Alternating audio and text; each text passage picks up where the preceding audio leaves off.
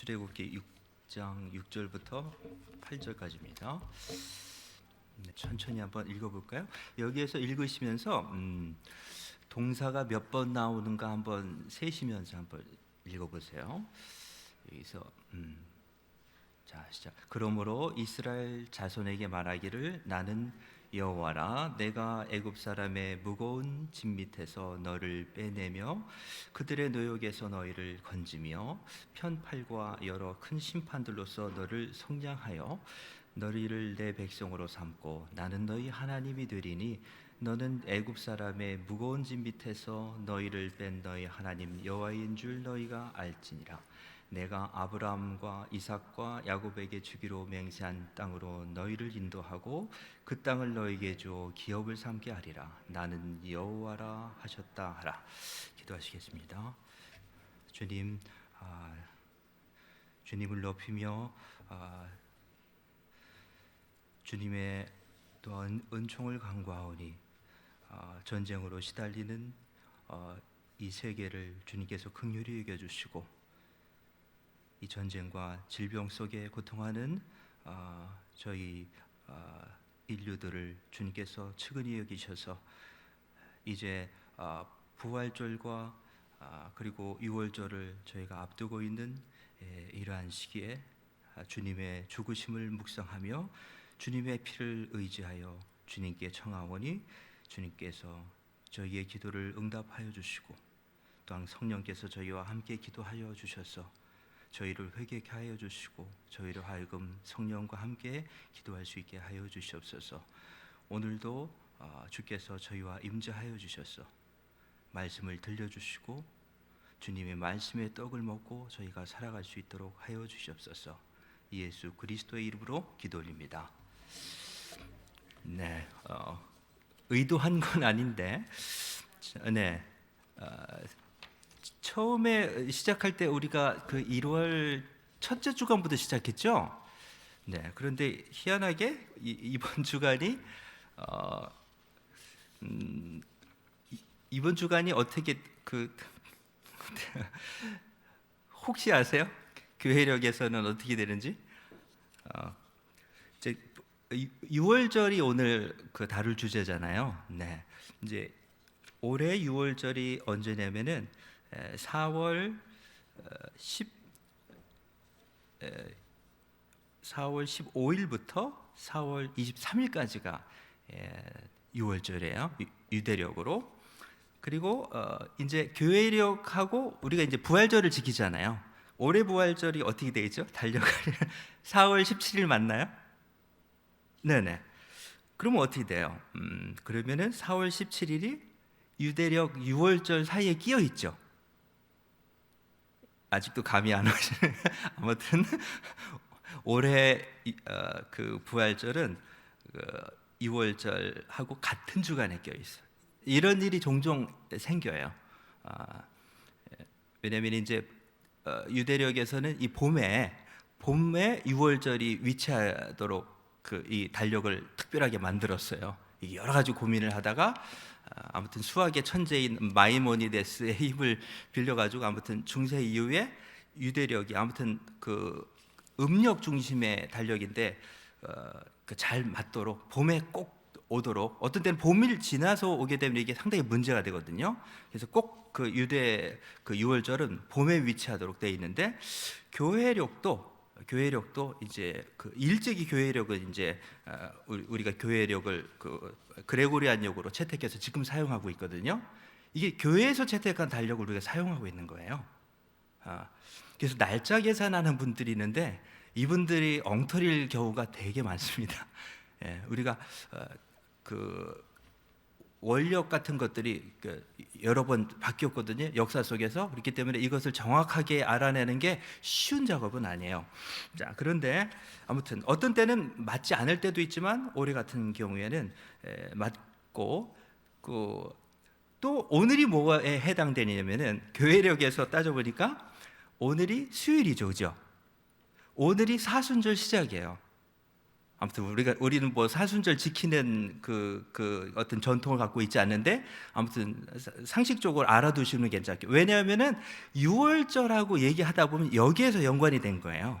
그거를 이해해야지 이분들이 이렇게 뭘 지키기 시작했구나. 그래서 우리가 이제 고난 주간은 같이 또 경건하게 지키는 분들이 많잖아요, 그죠? 그런데 아무튼 그것을 역으로 가게 되면은 46일을 거슬러 올라가서 46일 중에서 6번째 주일을 빼버리면 그게 40일이 돼요. 그래서 우리가 사순절 하는 거예요. 이렇게. 그런데 오늘이 아무튼 수요일인데 오늘이 그 한마디로 부활절을 카운트하는 날이에요. 교회력에서는. 신기하죠, 그죠? 네네. 그래서 오늘 저녁 같은 경우에는 이 절기를 저희는 그렇지 않지만 이렇게 절기를 지키는 분들은 저녁 때 반드시 예배가 있어요. 한번 보세요. 저녁 때 가서. 그래서 아쉬 웬스데이라고 그래가지고 오늘 저녁이 재수요일이 시작이에요. 그러니까 사순절 기간에 오늘 들어간다고. 그런데 이런 영향들이 다 어디서 왔느냐? 이게 주후 교회에서 아무튼 여러 가지 논의가 있었겠죠, 그죠? 교회 역사에서. 그런데 아무튼 도입이 됐던 것은 주후 325년 니케아 공회예요. 그러니까 꽤 오래됐죠. 아무튼 1700년 정도 아무튼 그 도입해서 사용하고 있는데 그런데 이런 것들이 다 거슬러 올라가면 뭐에서 비롯됐을까요? 예수님의 부활 사건이라는 얘기예요. 그 얘기를 하고 싶어서 얘기를 하는 거예요. 자, 그런데 왜 이렇게 중요할까요? 그래서 교회에서 마찬가지고 유대인들한테도 마찬가지고 최고로 중요한 명절은 어딜까요? 그러면 크리스마스요. 이렇게 얘기할 수도 있는데 이거는 사실 교회에서 지켜오던 명절은 아니었어요. 아무튼 교회에서 가장 중요한 명절은 어딜까요? 부활절이에요. 부활절은 최고의 아무튼 교회 그 어떤 명절이기 때문에 그것을 통해서 예배를 해왔는데 유대인들에게도 어느 주일이 제일 중요할까? 어느 절기가 기억나는 거예요. 유대인들에게도 마찬가지로 페사크 이게 패스오버 6월절이 가장 중요한 절기예요, 그렇잖아요. 자, 그런데 이제 또 흥미있는 것은 6월절은 지금 4월 15일부터 시작된다고 그랬잖아요. 4월 15일부터 23일까지 이어지면 한 달 후잖아요. 딱 한 달 후인데 한 달도 조금 더 남았죠. 자, 그러면은 그것보다 퀴즈 그것보다 더 조금 더 가까운 유대 명절이 뭐가 있을까요? 아주 아시는 분은 알아요. 우리가 유대인은 아니기 때문에 제가 이거 하다가 점점 유대인이 돼가는 것 같은데 자, 불임절이에요. 들어보셨죠? 불임절. 에스더 얘기하고 하만 얘기 나오는 거 있잖아요. 그럼 불임절이 언제냐면은 3월 16일부터 17일까지예요. 이번 달. 더 가깝죠? 근데 저는 불임절을 얘기를 안 해요. 할 거예요. 자, 왜 그럴까요? 기독교와 그 전통하고는 그렇게 관계가 없을 뿐만 아니라 우리가 이제 불임절 당연히 이 사람들 하만 못된 놈이고 하니까 심판해야 되는 거 아니야? 그러면서 뭐 이렇게 드라이들도 돌리고 뭐 하만 죽이라고 외치기도 하고. 근데 생각을 해보세요. 교회사에서 불임절을 교회에서 지켰다는 얘기는 들어보셨어요? 그 비슷한 가로도? 왜냐하면은 절기 자체보다도 이게 상당히 신학적으로 문제가 돼요. 생각해 보세요. 그렇잖아요. 예수님이 어떻게 했어요? 자기 생명을 내어주시고 서로 사랑하라, 원수를 사랑하라 했잖아요. 그런데 불임절에서 무슨 일이 일어나요? 다른 본문에서도 그렇지만 뭐 여호수아 가지고 뭐 진멸하라 이런 얘기도 있지만 이게 윤리적으로 상당히 논쟁이 많은 책이에요. 에스더는. 왜냐면 한 번도 아니고 이 사람들을 또 몰살하잖아요. 그렇기 때문에 여기는 또 신학 공부가 필요한 부분이에요. 이것이 엉터리 책이라는 게 아니라 신학적으로 정리가 되지 않으면 이거 상당히 문제 있는 신학으로 될 수가 있어요. 그야말로 그잖아요. 자, 그래서 그만큼 교회에서도 중요한 그 절기가 6월절인데, 자, 오늘 얘기하고자 하는 것들은 아마 찬찬히 잘 들으셔야 될 거예요. 그래서 여러 가지 신비에 대해서 좀 말씀드리려고요. 우리가 잘 아는 이야기도 있고, 아니면은 잘 아는 이야기 속에 어떤 우리가 좀 더 생각해 봐야 될 여러 가지 그 성경에는 신비들을 담고 있어요. 왜냐? 이 신비란 인간의 학식이나 능력이나 이거로 해결할 수 없는 부분들이 존재해요. 이게 성경이면 성경이 딱딱 해결돼야지. 저도 뭘 모를 때는 그런 책들이 있으면은 진짜 좋은 책인 줄 알았어요. 그거 왜 딱딱 설명을 해주니까. 근데 성경을 좀 연구해 보니까 그런 책들이 그 한 가지 문제를 그런 책을 읽으면은 한 가지 문제는 해결하지만 10가지 문제가 더 큰 문제가 생기는 경우가 많아요. 그래서 잘못된 교리를 우리 뭐 이렇게 뭐 이단이라고 하잖아요. 그 문제들이 뭐냐면은 인간의 인위적인 지식이나 그들의 논리로 어느 본문을 이해하려고 손을 대요. 그런데 그것들이 겉으로는 해결된 것 같지만 뭐예요? 속으로는 아주 심각한 문제를, 더 큰 문제를 야기해서 인간의 지성뿐만 아니라 이성뿐만 아니라 영혼을 병들게 하는 경우가 되게 많거든요. 그렇기 때문에 상당히 그 분별력이 중요한 거죠. 자, 그래서 마찬가지인데 오늘 유월절 얘기하면은 아니 세상에 이런 지도자가 어디 있는지 모르. 어떻게 보면 엉터리잖아요. 예수님은 맨날 죽는 얘기밖에 안 해. 요한복음 시작도 보면은 요한복음 뭐 태초에 말씀에 계시니라 시작해서 2장에 보면은 뭐라 그러는 줄 아세요? 가나안 혼인잔치 다음에 유월절 얘기부터 해요. 이게 유월절이 언제예요? 그런데 예수님은 유월절 어린 양으로 오셨잖아요. 그렇기 때문에 요한도 심내 요한도 보면서 딱 처음 보고 예수님 보고 하는 말이 뭐예요? 세상 죄를 지고 가는 하나님의 어린 양이라잖아요. 아주 키톨리스, 라틴어로 하면 키톨리스 페카타 문디 그래. 세상 죄를 지고 와. 유명한 노래도 있잖아요. 키톨리스 페카타 문디 도나에이스 그러잖아요. 이게 그 세상 죄를 지고 가던 어린 양을 보라. 아주 유명하잖아요. 그죠? 요한복음이 유월절 중심으로 되어 있어요. 예수님이 등장하자마자 죽는 얘기부터 시작한다고요. 그 다음에 6장에 가서는 6장에서도 보는 나는 하늘에서 내려온 만나다. 내 떡과 내 피를 마시지 않으면 나하고 상관이 없다. 이런 말씀을 하시잖아요. 그 다음에 이제 요한복음 13장부터 이제 끝이에요, 이게. 그러니까 요한복음은 3번의 유월절이 나오는데 예수님의 공생애가 3번이죠, 그죠? 3년을 보잖아요. 그런데 그 공생애의 모든 사이클이 재미있게도 유월절 중심으로 돌아가고 있어요. 그런데 진짜 지도자는 사는 것보다 죽는 얘기를 많이 해. 네. 이번에도 뭐 이렇게 얘기하자는 잘 사는 얘기 하잖아요. 가짜일 확률이 높아요. 내가 뭐 못해서 잘 살게 해주고 뭐하고 덜 복지나 말으라 그래. 그런데 이번에도 우크라이나 봤지만 뭐예요? 당신 살려줄 테니까 가라 그랬는데 이 사람이 죽을 작정하고 차를 주지 말고 나한테 탄약을 달라 그러잖아요. 그러니까 어때요? 전세가 완전히 바뀌어졌죠. 사람이 사는 세계에서도 생명을 내주기로 작정한 지도자에게는 사람들이 따르게 돼 있어요. 근데 예수님이라말로 인기가 없었죠. 처음에 따르다가. 그런데 예수님이 계속 죽는 얘기 하니까 유다마저도 배신하잖아요. 그죠? 그런데 이분이 진짜 지도자였다는 얘기죠. 그래서 예수님은 사는 문제보다도 죽는 얘기를 많이 했어요. 왜? 죽어야 사니까. 죽어야 산다. 목숨을 버리면 얻을 것이요.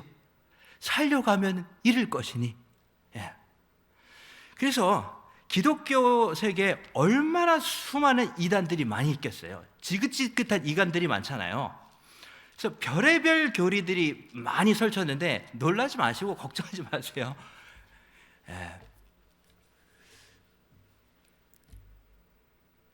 어떤 때 보면 어느 교단이 생기기 이전부터 기독교는 존재해 왔어요. 그죠? 어느 교단들은 한참 신흥으로 생긴 교단들도 많아요. 예. 종교개혁도 어떻게 보면 종교개혁 이후에 해봤자 500년 이거잖아요. 자, 그런데 기독교의 역사는 500년을 넘어서죠. 2000년이에요. 유대 역사까지 하면 3000년을 넘어가요. 자, 그 사이에 얼마나 그 이단들이 많았어요. 그런데 이렇게 얘기해요. 히브리서 13장 7절에서는 그 당시에도 수많은 이단들이 있었던 거예요. 예수님이 돌아가시고 바로 그 얼마 몇십 년, 100년도 안 되는 사이에 그 사이에도 이단들이 있어요. 지금은 얼마나 지긋지긋하게 많겠어요. 왜? 이 사람들은 어떻게 하면 잘 사는가를 가르쳐 주겠대요. 예수님은 어떻게 죽느냐를 가르쳐 주겠다고 왔는데, 왜? 어떻게 죽어야지 영원히 살고 어떻게 제대로 사는가를 가르쳐, 이게 진짜잖아요. 왜? 우리는 지상에서 영원히 살 수 없다는 것은 팩트예요. 사실이잖아요. 그렇기 때문에 여기에서 제대로 사는 것이 영원히 사는 것이고 죽음을 염두에 두고 사는 것이 영원히 사는 것이거든요. 예수님은 그걸 말씀하신 거예요. 그래서 심지어 사도들도 어떻게 가르쳤냐면 히브리서 13장 7절에 보면 하나님의 말씀을 너희에게 일러주고 너희를 인도하는 자들을 생각하며 그들의 행실을 주의하여 보고, 그러니까 이게 뭐냐면은 그들의 살았을 때 가르치는 것만 보지 말고 당신의 지도자가 어떻게 죽었는지를 보고 그들의 믿음을 본받으십시오. 얼마나 똑똑해요, 그죠? 지혜롭죠? 진짜 지도자는 어떻게 잘 살았느냐가 아니라 마지막에 어떻게 죽었는가에 의해서 그들의 믿음을 본받으라. 이게 교회의 전통이에요. 그래서 교회에서도 태어난 사람의 생일을 지키지 않죠. 그런데 유명한 사람들, 이게 나중에 이것이 이제 무슨 성인 숭배로 발전해서 문제지만 초대교회는 죽는 사람이 많았어요. 순교하는 분들이 많죠. 그렇기 때문에 생일은 모르죠. 당연히 그 사람 생일은 모르죠. 그런데 뭐는 기억할 수 있어요? 죽은 날은 기억해요. 그래서 그 사람을 죽은 날을 생각하면서 뭐냐면, 이분은 오늘 천국에 입성하신 날이야. 이게 바로 천국에서 진짜 태어난 날이에요. 예수님을 믿고 우리가 영생을 얻지만 그 영생이 땅 위에서 실현되진 않죠. 그런데 천국에 들어가는 게 기독교인들에겐 그래서 지상에서 죽는 날이, 소위 죽는 날이 뭐예요? 태어나는 날이에요. 천국에서 태어난 날이에요. 바로 이런 전통을 갖고 있다고요. 그런데 우리는 어때요? 듣고 와서 어떻게 하면 뭐가 잘 되고 뭐가 잘 되고 예수님은 어떻게 죽는가를 가르치러 오셨는데, 근데 여기에서 얼만큼 형통한가를 가르치는 선지자들이 많이 있었다고요. 선지자 노릇하는 사람들이 많이 있었다. 그래서 성경에는 많은 신비들을 감추고 있어서 어떤 때는 미련한 자라도 그 신비가 명확하게 이해되지만 어떤 경우에는 도대체 이해되지 않도록 되는 경우가 있어요. 그러니까 신학자들이 월급 받고 사는 거예요. 신학 교수들도 먹을 거 살고. 생각을 해보세요. 그렇게 죽도록 공부한 사람이 예를 들어서 외국에 가서 유학도 하고 원어고도 공부하고 이런 사람들이 2000년 동안 신학교가 있었는데 성경에는 모든 문제가 풀렸다는 말 들어보셨어요? 그러니까 믿지 마시란 얘기예요. 어느 한두 신학자에 의해서 해결된 적이 없습니다. 앞으로도 해결할 수도 없어요. 이것은 신학의 문제도 아니고 뭐예요? 신앙의 문제예요. 신학은 변하고 지식은 발전할 수 있어요. 네. 그러면서 하나님의 신비가 세월이 따라 하나하나 벗겨져 가는 거예요. 아멘? 네. 그래서 우리 앞에 진정한 신학, 진정한 성경은 우리들로 하여금 상당히 당혹해하는 문제를 제공해서 머리를 싸도록 한다니까요. 저도 밤새도록 논문 몇 개 읽어도 해결이 안 되는 경우가. 그래서 제가 이제 복잡한 문제가 있거든요. 하다가 어떤 때 잠도 한 잔도 못 잘 때도 있어요. 그럼 어떻게 하냐? 아침에 커피 마시면서 아유 2000년 동안 해결하지 않던 문제를 내가 밤새서 해결하겠어? 이런 마음이 편해져요. 어떤 때는 몇 달, 어떤 때는 몇 년 해도 해결되지 않는 성경의 문제가 존재해요. 그럼 신학자는 뭐냐? 모르는 걸 모른다고 얘기할 수 있는 사람이 아는 거예요. 성경에서 뭐가 심각한 문제고 뭐가 해결될 수 없는지를 그게 반겨하라는 게 이제 조금 성경 알겠다가 뭐냐면은 내가 뭘 엄청나게 모르는지 이제 좀 알겠다는 얘기예요. 자, 그런데 다른 분들은 어떻게 했어요? 그죠? 그러나 하나님이 우리가 평화와 의와 영생을 누릴 만한 지식은 성령을 통해서 얼마든지 어때요? 풍성하게 공급해 주신다고요. 아멘? 그러나 학자들이 먹고 살려고 2000년이 넘었는데도 해결해 주시지 않는 고막. 그래서 그럴 때마다 저는 감사해야 되니까요. 여기 실직자 안 생기게 열심히 이런 문제들이 수두룩하게 해도 이렇게. 바로 유월절 문제도 마찬가지예요. 모르셨죠? 왜? 공관복음에서 예수님이 돌아가시는 장면과 요한복음에서 예수님이 돌아가시는 장면이 비슷하면서도 달라요. 유월절에 예수님이 유월절 어린 양으로 오신 건 분명해요. 그죠? 그런데 공관복음에서는 마태와 마가와 누가에서는 왜? 이 신학자들이 이거 머리 싸매고서 해결 안 되는 문제예요. 지금까지도. 왜냐? 거기에서는 분명히 예수님이 유월절 만찬을 진행하시고 돌아가시는 걸로 돼 있죠. 그죠? 그런다고 분명히 이 잔을 마시라 받아 마시라 하잖아요. 분명히 요한복음은 이게 미스테리에 쌓여 있어요. 유월절 기간에 돌아가신 건 맞아요. 그런데 예수님이 집행하는 그 마지막 만찬이 유월절 만찬인지 아니면 유월절 전날의 만찬인지가 불확실하게 돼 있어요. 왜? 유대인들이 예수님을 죽이려고 하는데 이날은 준비일이라. 그러니까 유월절이 돼서 예수님을 죽이면 자기들에게 명절을 지킬 수가 없잖아요. 그죠? 그렇기 때문에 준비일 날 모든 것을 다 끝내려고 했던 거예요. 그래서 아무튼 예수님은 그래서 분명히 그 준비된 시간이 뭐냐면은 요한복음에 의하면 유월절 어린 양이 저녁 전에 죽어야 돼요. 유대인들의 준비일은 그렇기 때문에 예수님이 십자가에서 돌아가신 시간하고 어때요? 딱 맞아요. 해지기 전에 유월절 어린 양이 잡혀야 되는 거예요. 그렇기 때문에 요한복음의 시각에서는 예수님께서 바로 준비된 유월절 어린 양으로 오신 거죠. 그죠? 네, 오신 거예요. 그런데 마태, 마가 누가 찾아보세요. 일일이 다 하면 시간이 엄청나요. 그런데 거기에서 말하는 신비는 뭐냐면 예수님이 유월절 만찬은 어때요? 집전하시죠. 집전하시는 걸로 나와요. 그러면서 이것을 받아 마시라. 그래서 아무튼 오늘 그 유월절 진행되는 테이블에서 그 진행되는 세데르에 대해서 우리가 알고 있어야 되는 이유가 뭐냐면은 유월절은 한 번에 잔만 마시고 아니면 두 잔만 마시고 끝나는 게 아니에요. 포도주가 안식일에는 두 잔을 마시기로 되어 있어요. 일반적인 안식일에는 잔을 두 잔을 마시게 되어 있어요. 처음과 끝에. 이것도 우리에겐 잘 익숙하지 않은 지식이잖아요. 그죠? 그런데 유월절은 대축제일이고 그 다음에 이것은 하나님이 특별히 명령하신 절기 때문에 이 규례에 의해서 잔을 몇 잔을 마실까요? 4잔을 마시게 되어 있어요. 4잔을 마시겠다. 그런데 오늘 아마 좀 살펴보겠지만 그러면 예수님이 그러면은 유월절 여기서 공관복음에 의해서 예수님이 아무튼 그 잔을 마신 게 분명하다면 잔을 몇 잔이나 드셨을까요? 4잔 중에 이게 미스테리한 얘기예요. 오늘. 그런데 알 수는 있어요. 궁금하시죠?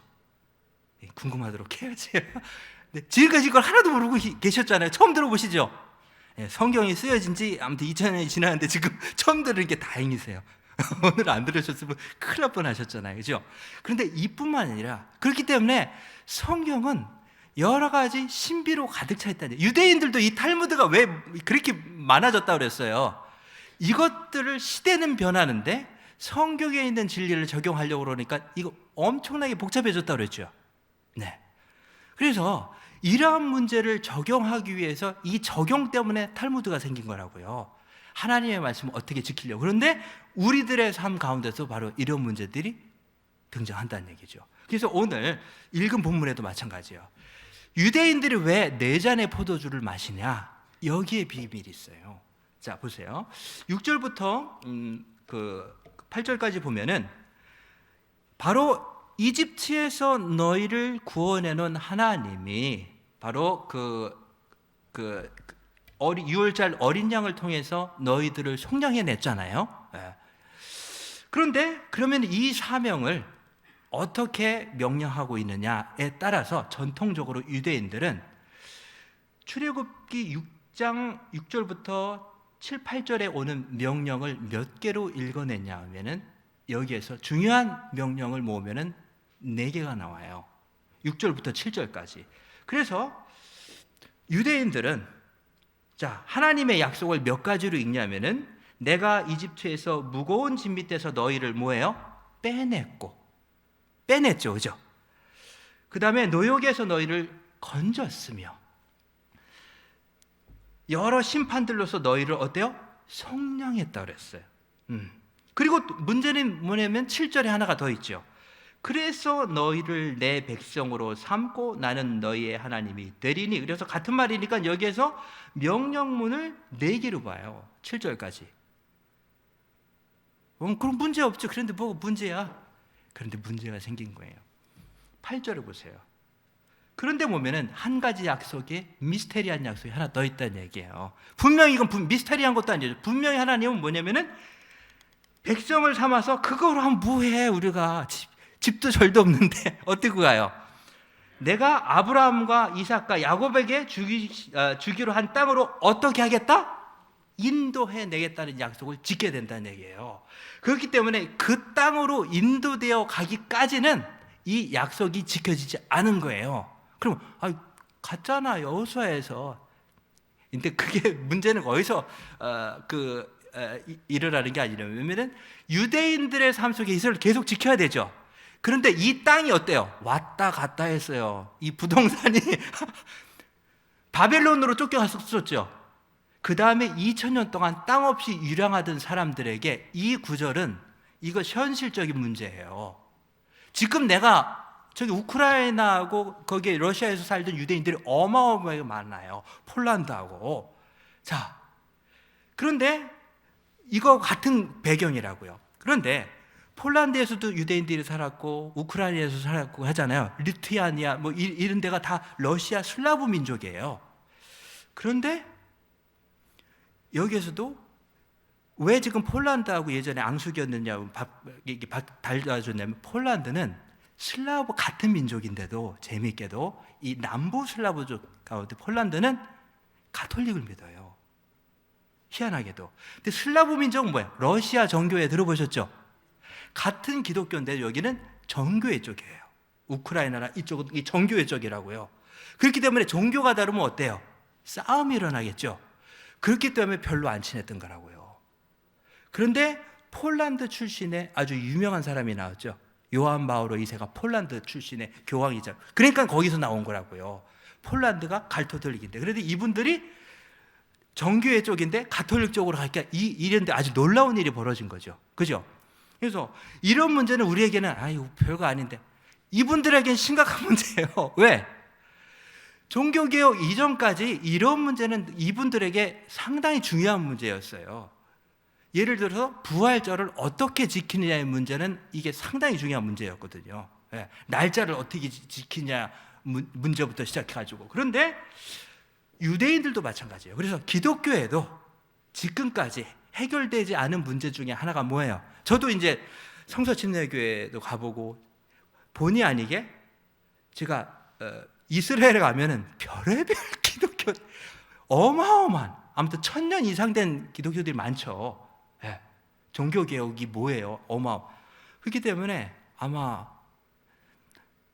자의는 아니지만 어마어마한 교회들 예식을 제가 봤어요. 왜? 공부하느냐고. 어떻게 보면 거기서 내가 여기서 진짜 이건 살아있는 공부다. 왜? 루터교 부터 시작해서 유대교도 어느 종류? 자, 그다음 기독교? 자, 쫙 있어. 수십 개 중에서 몇 종류? 처음에는 충격을 받아버려요. 워낙 우리는 어때요? 그런 게 친숙하진 않잖아요. 그러면 그렇게 하라는 얘기가 아니라 남들이 어떻게 하는지를 보면은 내가 얼마나 귀중한 것을 가지고 있는지를 깨닫게 되죠. 그러니까 나만 보게 되면 내가 뭘 소중하게 여기고 뭐가 소중한지도 몰라요. 그런데 남들이 어떻게 사는지를 보면은 힘들구나 이렇게 비교할 수 있잖아요.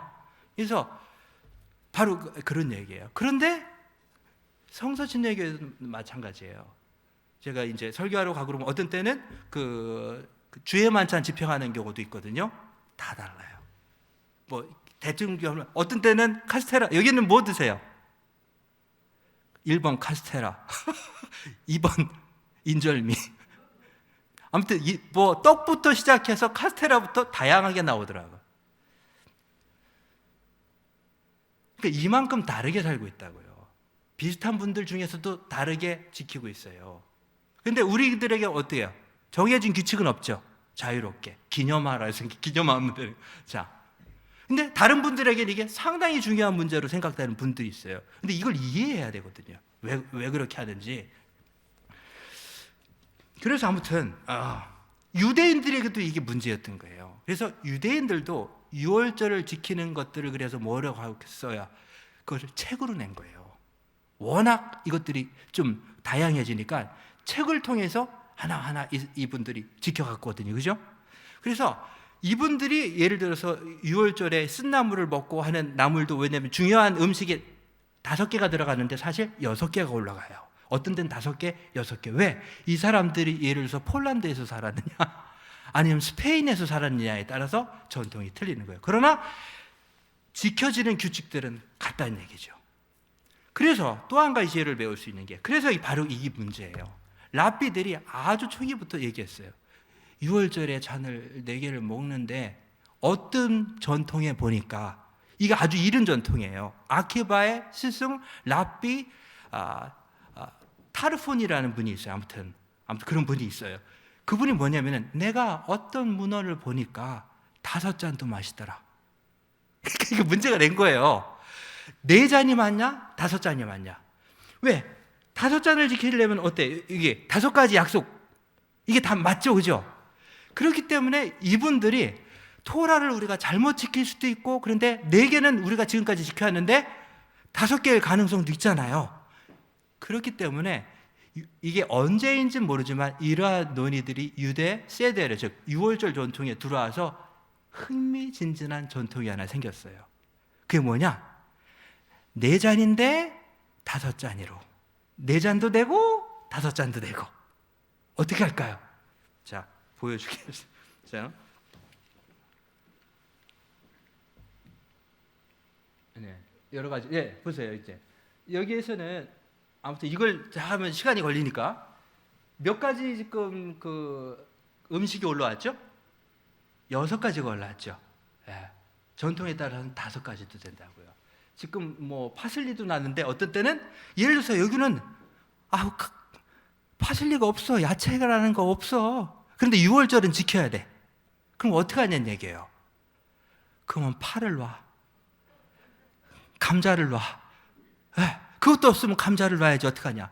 그래서 전통이 추가되는 거예요. 아시겠어요? 흥미진진. 그렇기 때문에 여기에도 유동성이 있다는 얘기예요. 안 깎는 건 없다고요. 저 깎아도 줄 수 있다. 자, 그런데 아무튼 이렇게 길어요. 시간이 있어서 좀 하면 좋은데, 아무튼 다음 시간에 유대 종말론하고도 연결되니까 이 문제를 같이 얘기하는 거예요. 이런 문제를 계속 하는 얘기는 뭐냐면, 유대교의 특징이 뭐냐? 신비를 간직하고 있다는 얘기예요. 왜? 4개지만 뭐다? 4개인 듯 5개인 듯. 그런데 성경에서도 뭐라고 그랬어요? 6월절인 듯 6월절 어린 양인 듯 하면서, 그잖아요. 이런 것들이 성경에 곳곳에 감춰져 있어요. 볼 수 있는 분 보인다니까요, 이게. 자, 그래서 제가 무서운 사람들은 이 아마추어들이 되게 무서운 거잖아요. 예, 이건 이거.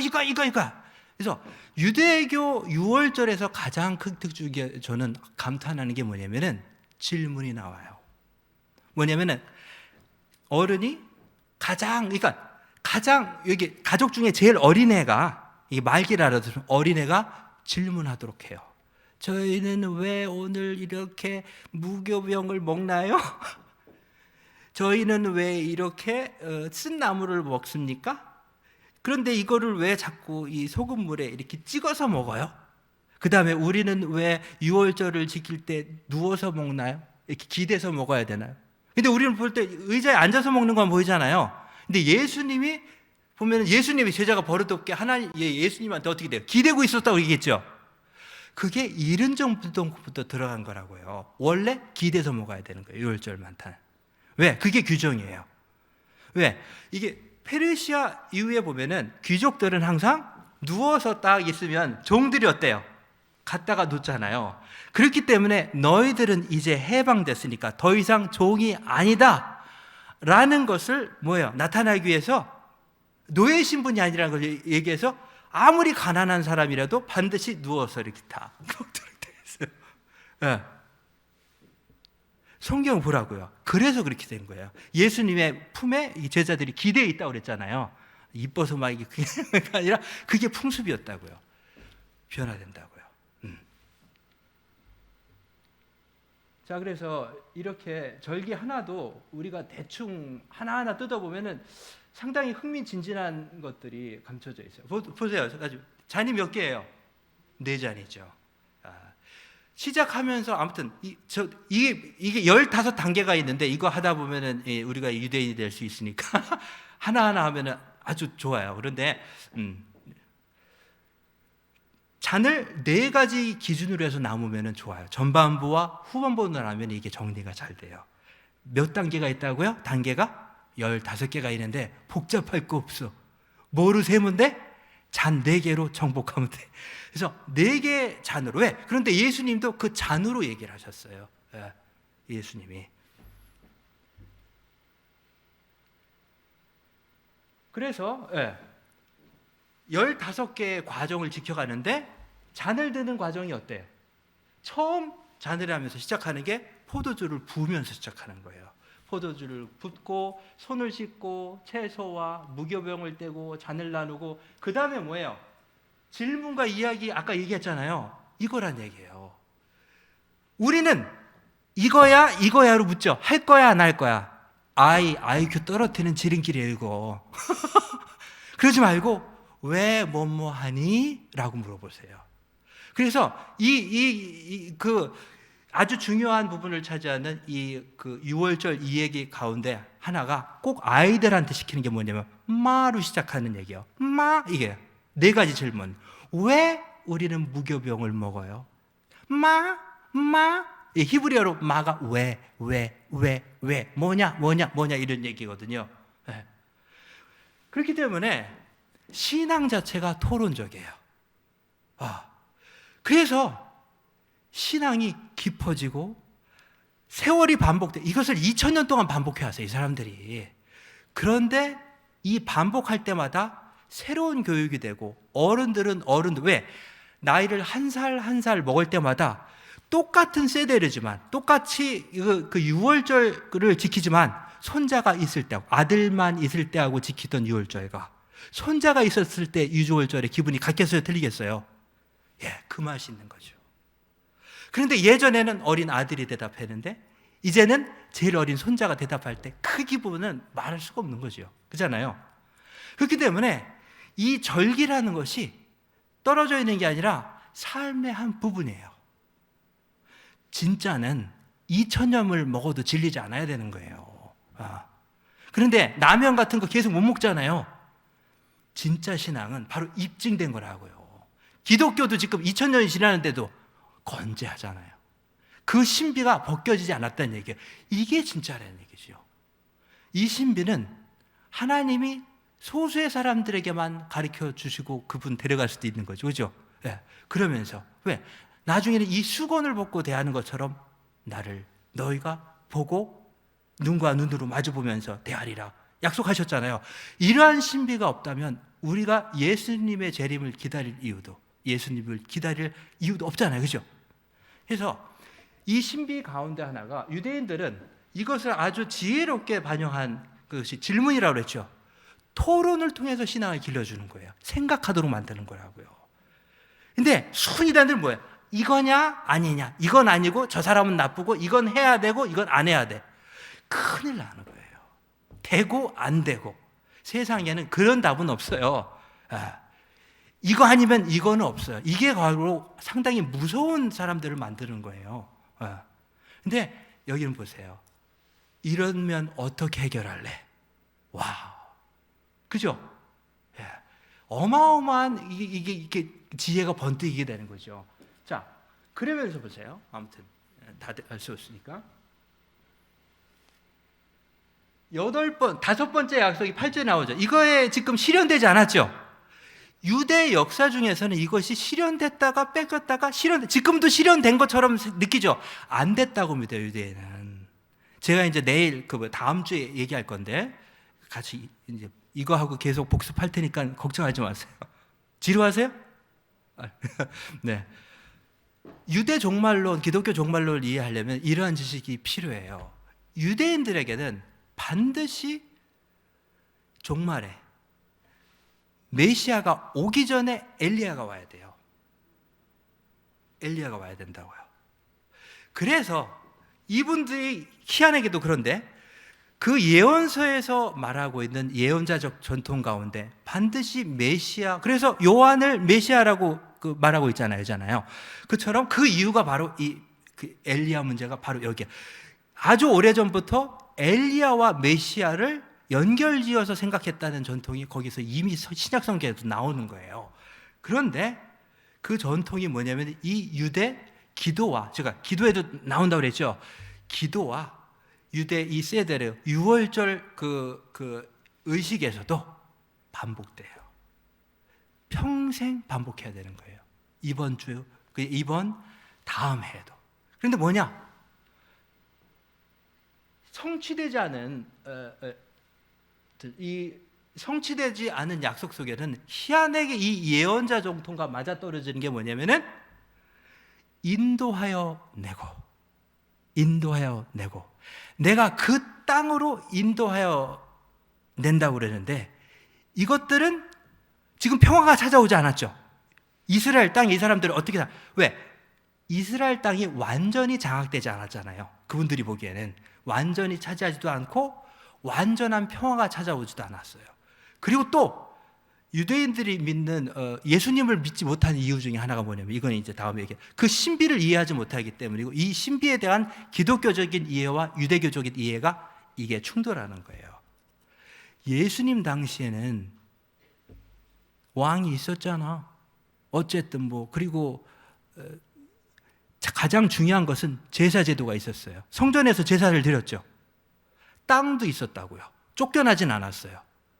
그런데 유대 전통에 의하면 메시아가 오면은 반드시 잃어버린 땅과 잃어버린 제사 제도를 회복해야 돼요. 땅과 제사 제도를 회복해야 되고, 그래서 여기서 인도하여 내리라는 약속이 이 넓은 의미예요. 그래서 유대인들에게는 보세요. 로마에 의해서 쫓겨난 이 사람들의 입장에 보면 쫓겨나서 지금 내가 러시아에 살고 있고 우크라이나에 살고 있는데 이게 뭐가 실현이 돼요? 그러니까 뭐예요? 실현되지 않는 자는 항상 떼어서 뭐예요? 엘리야에게 떼어놔요. 그래서 마지막 잔을 들기 전에 엘리야를 불러요. 어린아이한테 얘야 문 열고 가서 엘리야가 왔나 봐봐. 그래서 엘리야를 위해서 잔을 채워놔요. 왜? 엘리야는 반드시 유월절 의식 가운데 이 잔을 마시러 오도록 돼 있어요. 엘리야가. 그래서 이번 해 엘리야가 왔는지 내다봐라서 엘리야 무릎을 엘리야. 다들 듣고 있죠. 올해도 아직 안 왔나 보다. 그러면은 다음에 해는 예루살렘에서 보내야 되겠지. 다음에는 예루살렘으로 노래를 하는 게 마지막 기도가 바로 그거예요. 그래서 네 번째 잔을 마신 다음에 뭐냐면은 기도를 하고 마치게 되어 있어요. 그런데 예수님의 사건 중에서 시간이 됐으니까 흥미로운 것은 여기까지만 할게요. 자, 한 구절만. 궁금하시죠? 자, 그런데 누가복음에서는 잔을 나누시고 너희끼리 나누라. 그런 다음에 마가복음 26장 27절부터 30절까지 보면은 예수님이 축제하고 한 두세 잔을 드셔요. 그런데 이 잔이 뭐 첫 번째 잔인지 두 번째 잔인지를 익숙하지 않지만 마지막 잔이라는 것은 분명해요. 왜? 찬양하고 갔다 그랬죠. 근데 6월절 제사의 마지막이 뭐냐면은 찬양 다음에 마지막 포도주를 마시게 돼 있어요. 그런데 예수님은 찬양만 하고 가셨지 마지막 포도주를 마셨어요? 안 마셨어요? 그러면서 뭐라고 그러면은 내가 아버지의 집에서 새 포도주를 마시기 전까지는 나는 마시지 않을 거야. 그러면서 예수님은 마지막 포도주를 남겨놓고 가셨어요. 제자들은 마셨겠죠. 그러면서 이들이 뭐냐면은 그들이 찬양하며 가리라. 근데 예수님은 마시고 갔어야 되는 거예요. 미스테리아예요. 그렇기 때문에 우리는 아직도 누구를 기다리고 있어요? 재림하실 예수님을 기다리고 있잖아요. 그런데 계시록 19장이나 계시록에 보면 어린 양의 잔치예요. 거기에는 뭐예요? 새 포도주가 제공된다고요. 그래서 예수님은 그래서 학자들이 논의하는 거예요. 그러면 예수님의 네 번째 잔은 언제 실현될 것이냐? 어린 양의 혼인잔치에서 실현되느냐? 아니면 십자가에서 이렇게 해요. 신포도주를 주죠. 신포도주를 그 로마 병사가 주는데 공감복음에서는 마시지 않았다고 그랬어요. 그런데 요한복음에서는 맛을 보셨다고 그랬어요. 그래서 어떤 분들은 봐라, 예수님이 흘리신 그 고난 아니면 거기에서의 그 신포도주가 네 번째 잔이냐라고 하는 분들도 계시다는 얘기죠.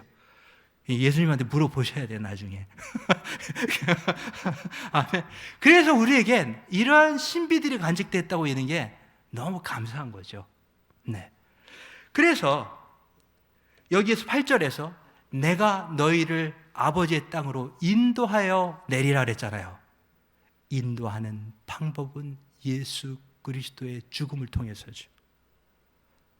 목자들은 살아서 인도하지만 예수 그리스도는 자신의 대속을 통해서 어디까지? 죽음의 문턱을 넘어서 영원까지 인도하셔야 되기 때문에 인간이 넘어갈 수 없는 죽음의 문턱을 넘어갔다가 부활하셔야 되는 거죠.